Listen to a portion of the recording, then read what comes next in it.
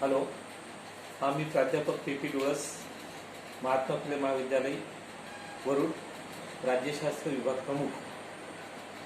आपण आज या ठिकाणी BA भाग 3च्या 5व्या सेमिस्टरमधील अत्यंत महत्त्वपूर्ण अशा स्वरूपाच्या घटकांचा आपण अभ्यास करणार आहोत.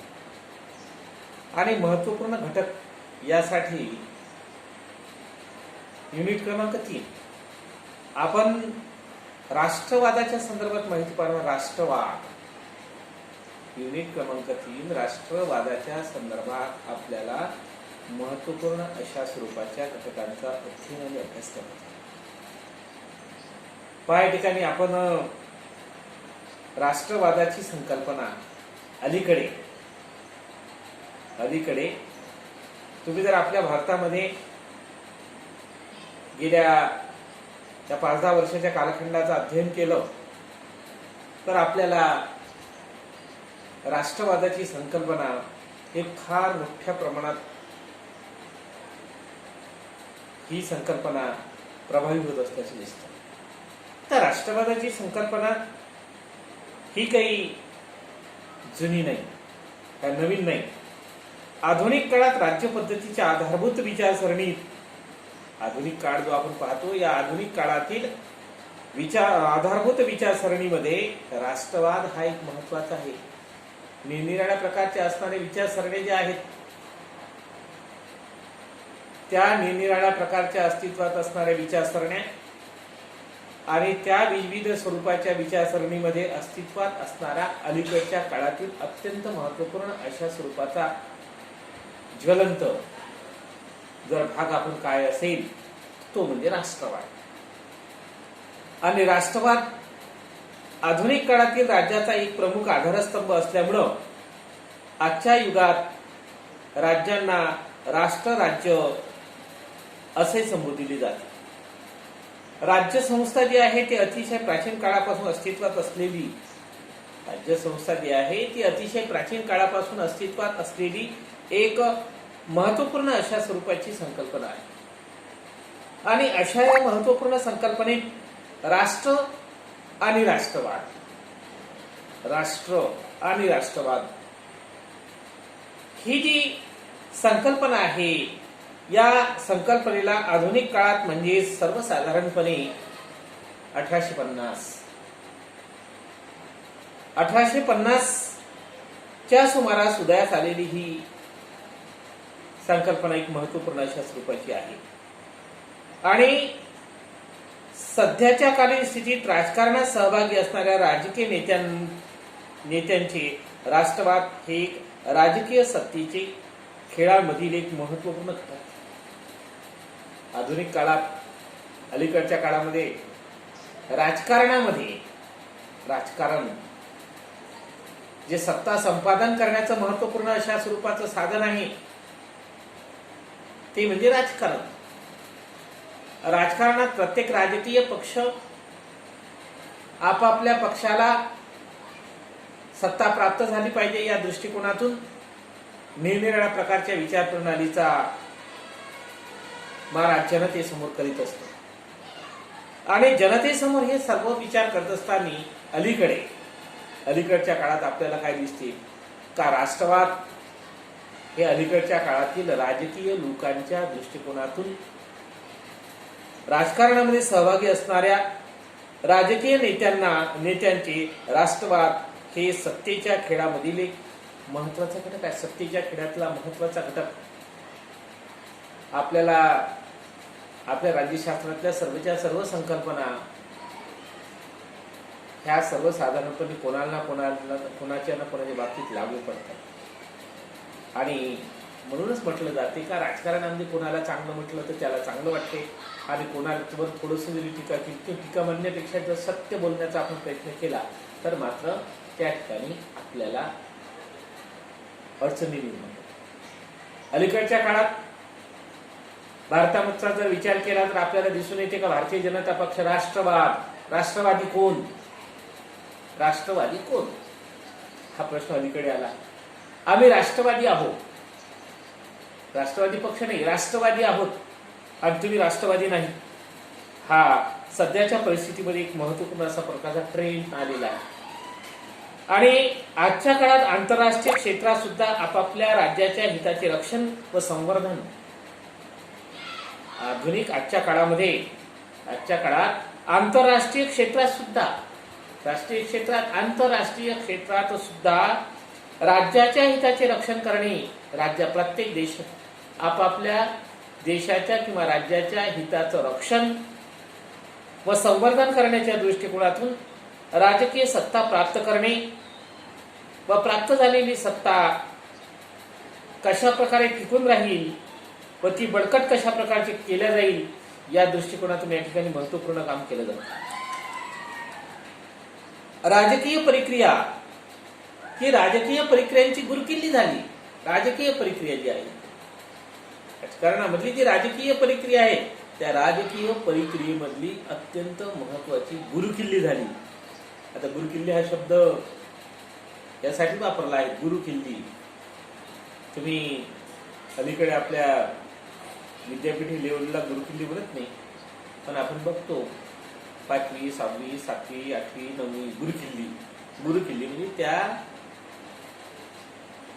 वर्गाचा सर्व विषयांचा त्या समाविष्ट असणारं एक महत्वाचं पुस्तक म्हणजे गुरुकिल्ली. आपण तिथे गेलो की बुक स्टॉल मध्ये 9वीची गुरुकिल्ली द्या, 8वीची गुरुकिल्ली द्या, 7वीची गुरुकिल्ली द्या. गुरुकिल्ली या शब्दाचा अर्थच यासाठी आपण बोलतो का अलीकडच्या काळात राजकारणातील महत्वाची गुरुकिल्ली म्हणजे राष्ट्रवाद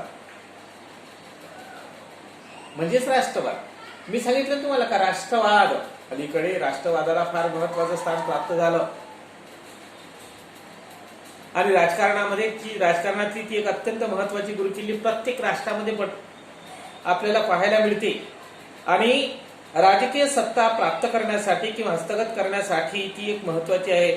राष्ट्रवादाला प्राप्त झालेले आहेत. म्हणूनच राष्ट्रवाद राज्याच्या शासन धोरणाने राजकीय नेतृत्व राष्ट्रवाद हे शासन धोरण आणि राजकीय नेतृत्व पॉलिटिकल लिडरशिप राजकीय धोरण शासनाचं धोरण हे धोरण कसं ठरवलं जाते आणि राजकीय नेतृत्व म्हणजे राजकीय लिडरशिप जे लीडर आहे आपल्या देशातलं आपण उदाहरण यासाठी वारंवार घेतो. आपण दुसऱ्या देशातलं जर उदाहरण घेतलं तर मला सांगायला काही अडचण नाही, पण तुमच्या ते सर्व भरून जाईल. त्यामुळे या ठिकाणी आपण काय आपल्या देशातलं वारंवार उदाहरण घेण्याचं कारण आपण कोणत्याही राजकीय पक्षाशी संबंधित नाही. आपण केवळ आणि केवळ काय करत आहोत, आपला अभ्यास अध्ययन करत आहोत. आपण खरं ज्ञान प्राप्त करत आहोत, ग्रहण करत आहोत, पॉलिटिक्स करत नाही. तर या ठिकाणी आपल्याला काय दिसते, राजकारण आधीचे अध्ययन करण्यासाठी राष्ट्रवादाची ओळख करून घेणे अत्यंत गरजेचे आहे. राजकारणाचं अध्ययन करायचं असेल तर राष्ट्रवादाची ओळख करून घेणं गरजेचं असतं. राजकारणाचा अभ्यास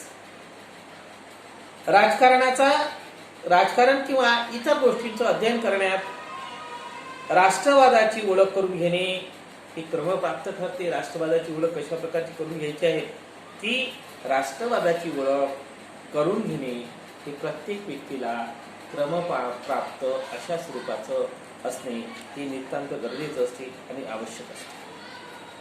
आता राष्ट्रवादाची ही सर्वसाधारणपणे अशा प्रकारची आपण कार्यप्रणाली किंवा थोडक्यात राष्ट्रवादाच्या संदर्भामध्ये तुम्हाला मी भारताबद्दल आणि जगातल्या इतर राष्ट्रीय आणि आंतरराष्ट्रीय क्षेत्रातल्या कशा प्रकारची असते, राजकारणात ती कशा प्रकारची महत्वाची आहे या अत्यंत महत्वपूर्ण अशा स्वरूपाच्या घटकाचं विश्लेषण आणि वर्णन त्याचा थोडक्यात आढावा घेण्यात आपण राष्ट्रवादाची संकल्पना अजून पाहायचं. आता आपण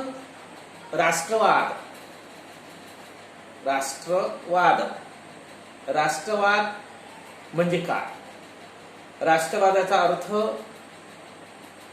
आणि राष्ट्रवादाच्या व्याख्या, राष्ट्रवादाचे स्वरूप, राष्ट्रवादाचे घटक अनेक बाबी आपण बघणार आहोत.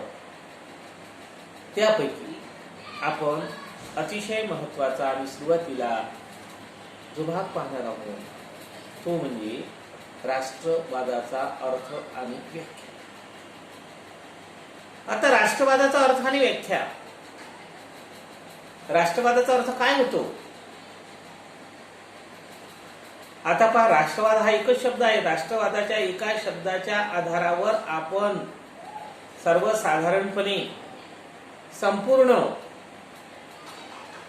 संपूर्ण जवळजवळ 4-5 तासाचं हे विश्लेषण करणार आहोत.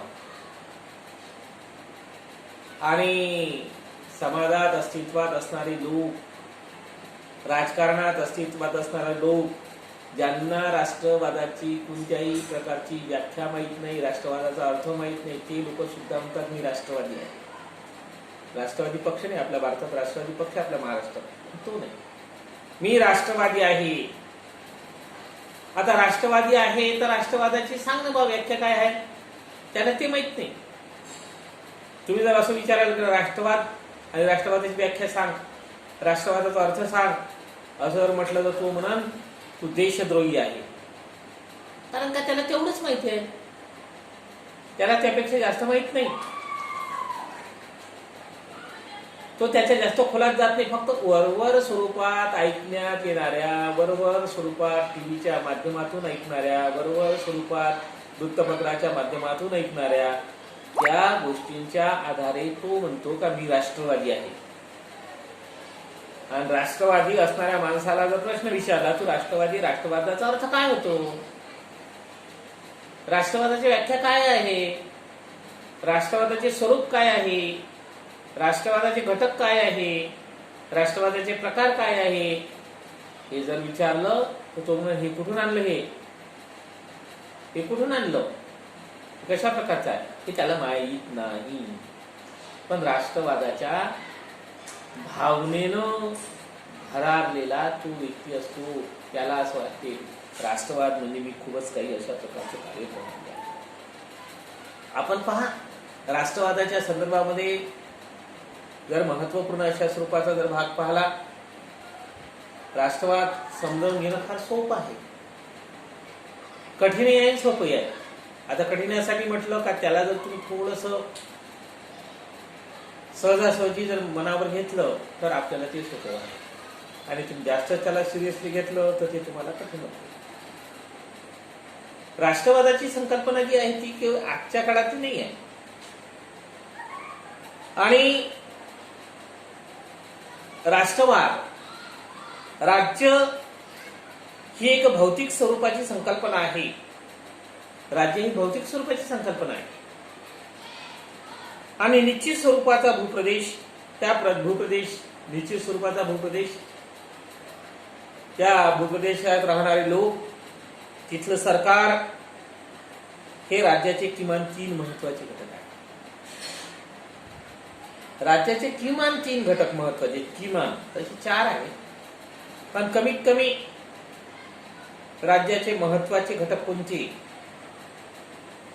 राज्याचा भूप्रदेश, निश्चित असा भूप्रदेश, त्यानंतर लोक, जनसमुदाय. आता निवड जमीन असल्याने चालेल का? पण ज्या जमिनीवर लोक असेल तरच तो राज्य निर्माण होईल ना. म्हणून म्हटलं जाते का भूप्रदेश, जनता म्हणजेच लोक, सरकार, शासन करणारी यंत्रणा, आणि चौथा महत्वाचा घटक आहे सार्वभौम सत्ता. 3 घटक मात्र कायम स्वरूपाचे असतात, आणि चौथा घटक जो आहे तो चौथा घटक जरा वेगळ्या पद्धतीचा आहे, सार्वभौम सत्ता.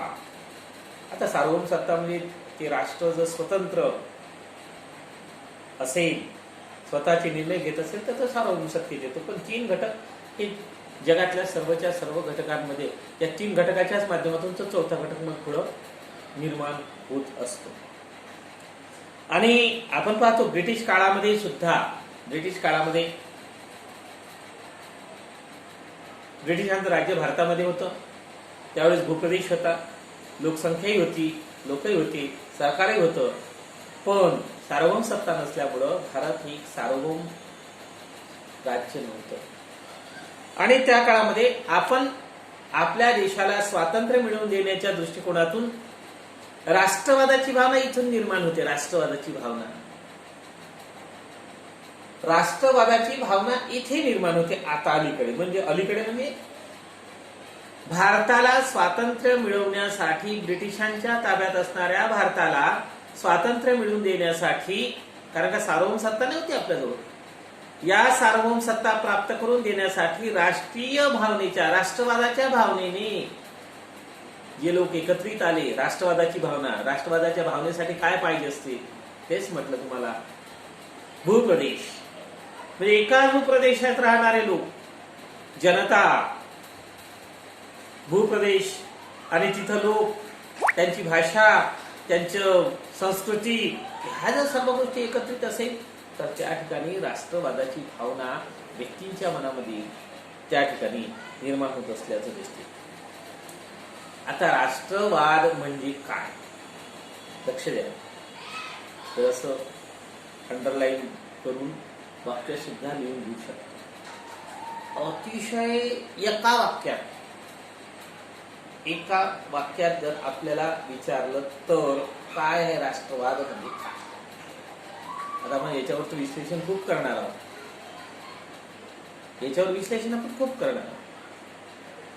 पण आपल्याला राष्ट्रवाद एका शब्दात म्हटलं, मी राष्ट्रवाद म्हणजे काय सांग रे बा. राष्ट्रवाद कशाला म्हणावं?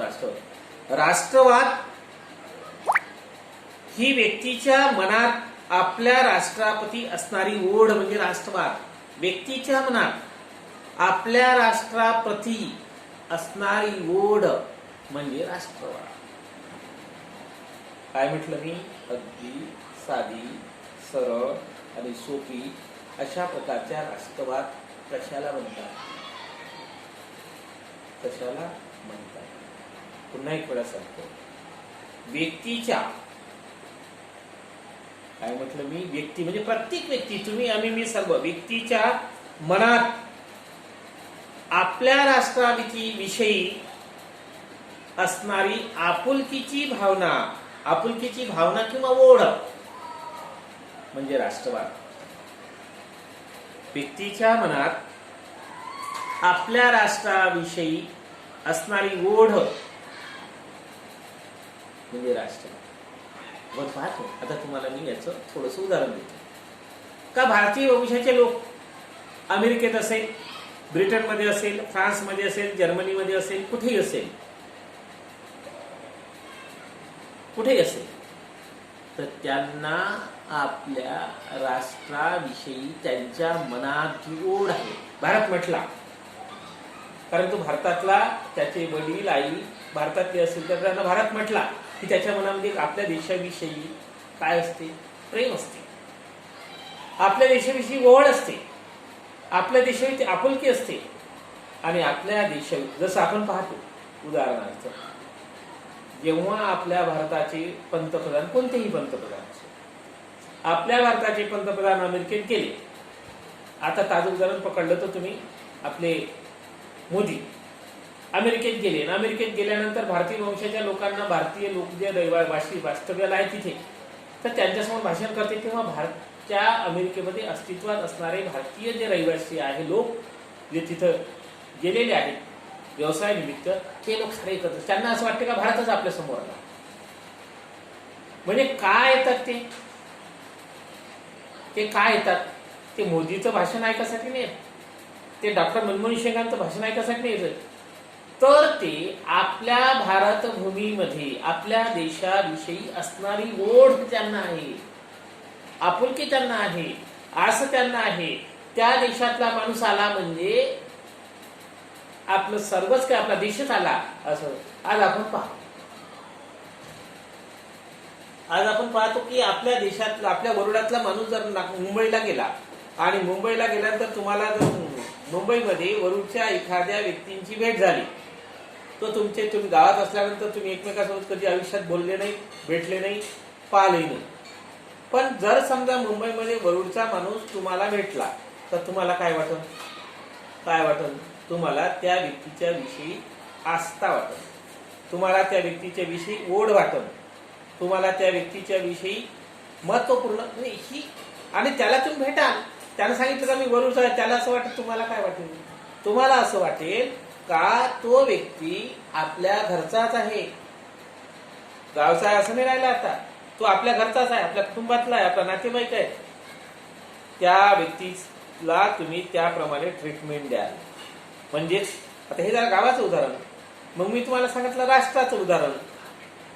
राष्ट्राचं उदाहरण झालं आणि राष्ट्राच्या उदाहरणामध्ये का व्यक्ती, अमेरिकेत राहणारी व्यक्ती, त्याला भारताच्या विषयी म्हणजेच राष्ट्रवाद म्हणजे काय या प्रश्नाचं उत्तर आपण बघत आहोत. राष्ट्रवाद म्हणजे काय या शब्दाचा आपण सर्व, राष्ट्रवाद म्हणजे व्यक्तीच्या मनात आपल्या राष्ट्राविषयी असणारी ओढ किंवा आस्था म्हणजे राष्ट्रवाद. साध्या सरळ आणि सोप्या भाषेत राष्ट्रवाद ही मानसिक भावना आहे. राष्ट्रवाद कशी आहे? ही मानसिक भावना आहे. हे काही प्रत्येक माणसाच्या मनात असणारी भावना आणि कल्पना आहे. तुमच्या मनात असणारी भावना आणि कल्पना. तुम्हाला प्रत्येक माणसाला आपापल्या देशाबद्दल ओढ वाटते. आपल्या प्रत्येक व्यक्तीच्या मनामध्ये आस्था आणि भावना आणि संकल्पना. व्यक्तीच्या मनातली ती भावना आहे, तिला असं फोडून दाखवता येत नाही, तिला काढून दाखवता येत नाही, तिला ओढून दाखवता येत नाही. ती व्यक्तीच्या अंतर्गत मनात अस्तित्वात असणारी भावना आणि कल्पना आहे. तुमची भावना सांगा म्हटलं आणि तुमची कल्पना सांगा म्हटलं, हे कोणी कसं ते फक्त विषेद करू शकते, त्याला दाखवू शकत नाही. विषेद म्हणजे सांगू शकते. अशा प्रकारची जी कल्पना असते, भावना असते आणि त्या व्यक्तींच्या, आता राष्ट्रवादाच्या संदर्भामध्ये राष्ट्रवाद, व्यक्तीच्या मनामध्ये राष्ट्रवादाची भावना निर्माण होण्यासाठी कोणकोणत्या गोष्टी? समान भूप्रदेश म्हणजे समान भूप्रदेश, समान भाषा, समान वंश, समान इतिहास, समान आर्थिक व राजकीय अपेक्षा व आकांक्षा, समान भूप्रदेश. तुम्हाला जर भारताविषयी आपुलकी वाटते असं मी म्हटलं, आता समान भूप्रदेश म्हणजे तुमचा भूप्रदेश भारतच आहे. तिथं अमेरिकेत गेला तुमचा भूप्रदेश भारत, भेटणारा माणूस भारतातला. समान भूप्रदेश, समान वंश, भारतीय वंशाचे आपण, समान वंश, समान भाषा, समान संस्कृती, समान इतिहास, समान समाज, आर्थिक व राजकीय, तुमच्या आर्थिक आणि राजकीय आशा आणि अपेक्षा या सुद्धा समान असतात. समान संस्कृती, आपली संस्कृती, भारतीय संस्कृती, आपण म्हणतो भारतीय संस्कृती जगात सर्वात उत्कृष्ट दर्जाची संस्कृती असतात. म्हणजे सारख्याच प्रकारची अस्तित्वात असणारी संस्कृती आणि विशाल अशा प्रकारच्या परिसरात आत्मीयतेची भावना, बंधुत्वाची भावना प्रत्येक व्यक्तीच्या मनामध्ये, अंतर्गत मनामध्ये निर्माण होते. आणि काही नेत्यांना सातत्यपूर्व प्रयत्नातून त्या ठिकाणी काही विशिष्ट प्रकारच्या राष्ट्रवाद ही एक मानसिक भावना आहे असं आपण म्हणतो. राष्ट्रवाद ही एक मानसिक भावना आहे. मानसिक म्हणजे व्यक्तीच्या मनात अस्तित्वात असणारी भावना. तुम्ही भारताच्या विषयी, राष्ट्राच्या विषयी तुमच्या मनामध्ये असणारी भावना म्हणजे आपल्या देशाच्या विषयी व्यक्तीच्या अंतर्गत मनात अस्तित्वात असणारी भावना म्हणजे राष्ट्रवाद. आणि आता व्यक्तीच्या मनामध्ये अस्तित्वात असणारी भावना आपण पाहतो समाजामध्ये आपल्या भावना निरनिराळ्या मार्गांनी लोक दाखवतात. कोणकोणते मार्ग आहेत? आंदोलन करतात, चळवळी करतात, आपल्या राष्ट्राच्या संदर्भात आंदोलन करणं, चळवळी करणं आणि आपल्या हक्कासाठी, आपल्या उद्दिष्टांसाठी, आपल्या उद्दिष्टांच्या पूर्ततेसाठी त्या ठिकाणी त्या माध्यमातून राष्ट्रवाद हा लोकांच्या मनामध्ये अस्तित्वात असणारा एक महत्वपूर्ण अशा प्रकारची ओळख आहे. बंधुभाव निर्माण होणं आणि बंधुभाव या ठिकाणी व्यक्तीमध्ये बाळगणं. आपण इतरांपेक्षा काही वेगळ्या स्वरूपाचा आहोत, वेगळ्या स्वरूपाची आपली अस्मिता आहेत असं लोक दाखवतात. आपल्या देशात सुद्धा आपण इतरांपेक्षा काही वेगळ्या स्वरूपाचा आहोत असं त्या ठिकाणी त्या माध्यमातून दाखवल्या जाण्याचा नेहमी या ठिकाणी प्रयत्न होतो. आणि त्याचं प्रगटीकरण सुद्धा व्यक्तींच्या भावनेद्वारे होत असते. जेव्हा व्यक्ती, आता अलीकडे आपण बघतो, काय बघतो आपण, भारतीय जनता पक्षाचे लोक स्वतःला राष्ट्रवादी आहे असं मानतात, समजतात आणि बाकी सर्व लोक राष्ट्रवादी नाही असं त्यांना वाटते. म्हणजे त्यांना वेगळ्या अशा स्वरूपात वाटते, त्याला त्यात वेगळे पण वाटते का आम्ही राष्ट्रवादी आहोत, तुम्ही राष्ट्रवादी नाही. म्हणजे भावनेद्वारे त्या ठिकाणी होते. आणि राष्ट्रवाद ही एक विचारसरणी आहे आणि ती एक चळवळ सुद्धा आहे. राष्ट्रवाद एक विचारसरणी आहे, राष्ट्रवाद ही एक चळवळ सुद्धा आहे. जुन्या काळामध्ये आपण पाहतो भारताच्या स्वातंत्र्य प्राप्त करून घेण्यासाठी तत्कालीन स्वातंत्र्य सैनिकांनी, तत्कालीन नेत्यांनी, तत्कालीन पुढाऱ्यांनी, लोकमान्य टिळक असेल, सावरकर असेल, आगरकर असेल, महात्मा गांधी असेल, पंडित जवाहरलाल नेहरू असेल, सरदार वल्लभ अशा अनेक नेत्यांची आपल्याला नावं घेता येईल का ज्या लोकांनी आपल्या देशाच्या स्वातंत्र्यासाठी राष्ट्रवादाची संकल्पना मांडून त्या ठिकाणी ती तशा प्रकारची करून राष्ट्रवाद हे सर्वसाधारण प्रकारचे दोन प्रकारचे राष्ट्रवाद असतात. राष्ट्रवादाची शक्ती ही विधायक आणि विध्वंसक अशा दोन प्रकारची कार्य करतात. राहिले फक्त नाही रे. आणि अशा प्रकारच्या राष्ट्रवादाची चळवळ ही आंदोलनाच्या माध्यमातून त्या ठिकाणी होत असते आणि राष्ट्रवादाची संकल्पना, राष्ट्रवादाची कार्यपद्धती ही सुद्धा एक महत्वपूर्ण अशा प्रकारची असते. आता पहा, राष्ट्रवाद आणि देशप्रेम. राष्ट्रवाद आणि देशप्रेम. मी देशप्रेमी आहे आणि मी राष्ट्रवादी आहे. आता प्रत्येकाला असं वाटते, लोकांना तर असं वाटत असते का राष्ट्रवाद आणि देशप्रेम हे दोन्ही सारखंच आहे. पण राष्ट्रवाद आणि देशप्रेम ह्या दोन्ही गोष्टी वेगवेगळ्या स्वरूपाच्या आहे. राष्ट्रवाद आणि देशप्रेम या दोन्ही गोष्टी सर्वसाधारणपणे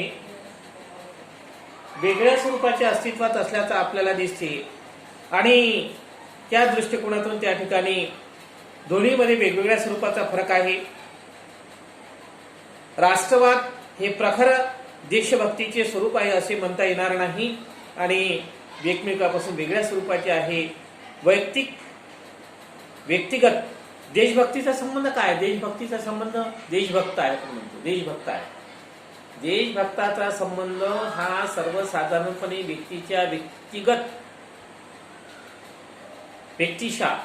व्यक्तिगत भावनांशी संबंधित आहे. आणि राष्ट्रवाद हा सर्वसाधारणपणे राष्ट्राच्या कार्यप्रणालीशी संबंधित आहे. त्या विशाल आकाराचा राष्ट्र जे आहे त्या राष्ट्राशी संबंधित राष्ट्रवाद आहेत. आणि देश प्रेम हे सर्वसाधारणपणे व्यक्तिगत भावनांशी जोडलेला आहे. म्हणून या ठिकाणी म्हटलं जाते का राष्ट्रवाद आणि देशभक्ती या दोन्ही गोष्टी वेगवेगळ्या स्वरूपाच्या आहेत. तर या ठिकाणी आपण शेवटच्या भागामध्ये निरनिराळ्या विचारवंतांनी राष्ट्रवादाच्या संदर्भात निरनिराळ्या ज्या व्याख्या सांगितलेल्या आहेत त्या व्याख्या आपण या ठिकाणी थोडक्यात पाहू.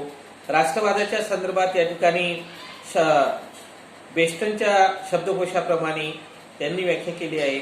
आपल्या राष्ट्राप्रती एकनिष्ठता आणि विश्वास संपूर्ण भावनांचा प्रसार अथवा भावनांचा प्रोत्साहन देणाऱ्या राष्ट्रवाद असे म्हणतात. जे.एम. हेज यांच्या मते राष्ट्रवादाची काय व्याख्या आहे?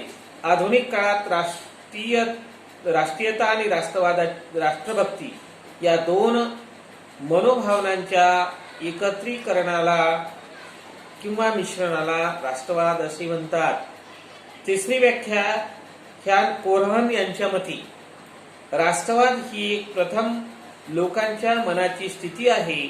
स्वतंत्र राष्ट्र राज्याची लोकांद्वारे केल्या जाणाऱ्या कृतीच्या अभिव्यक्तीला आधुनिक राष्ट्रवाद असे म्हणतात.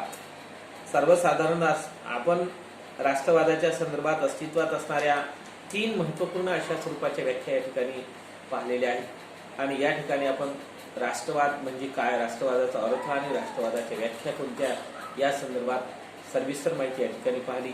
पुढील तासिकेमध्ये राष्ट्रवादाचे स्वरूप कसं आहे, राष्ट्रवादाचे प्रकार कोणते आहेत, या महत्त्वाच्या घटकांचं विश्लेषण आणि वर्णन आपण पाहू.